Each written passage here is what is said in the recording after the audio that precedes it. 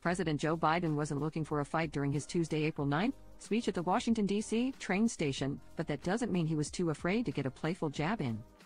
The 81-year-old POTUS stopped speaking after a heckler interrupted his discussion on the American Rescue Plan, which he called the biggest investment in child care ever. In response to the interruption, Biden joked, "I tell you what, you want to come make a speech or shush up, okay?"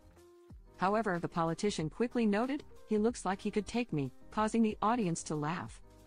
Following the minor distraction, President Biden went on to praise the various care workers of the country, recalling the heartbreaking losses of his first wife and young daughter, who both died in a tragic car accident in 1972. "Thank God I had a family and a lot of friends, older family members like me," he said, referring to his loved ones helping him raise his sons. "I couldn't afford caregiving." God's truth. Look, care workers represent the best of who we are in America. We leave nobody behind. Biden also rebuked Republican politicians and voters for allowing the child tax credit to expire and quipped, "We've got to expire a couple of them politically."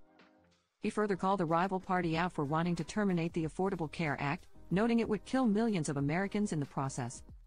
Taking health care insurance, stripping others of services like home care. "By the way, you know how many times they've tried to take out the Obamacare?" he asked the crowd. 49 times. "They can keep trying, but they're not going to get it done."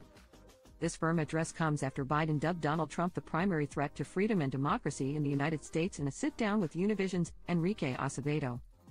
The idea that he would sit in the office and watch for hours the attack on the Capitol and the destruction and the mayhem and people were killed, the police officers who died, and call them political heroes, to call them patriots, and say that if he gets elected he's going to free them all, because they're being held illegally, Biden said in the April 9th interview. "Look at the way he talks about minority populations," he continued. "It's just, I can't think of any other time in my lifetime, in history that's occurred, that you've had somebody that had this kind of attitude." He says he's going to be a dictator on day one. No one doesn't believe him.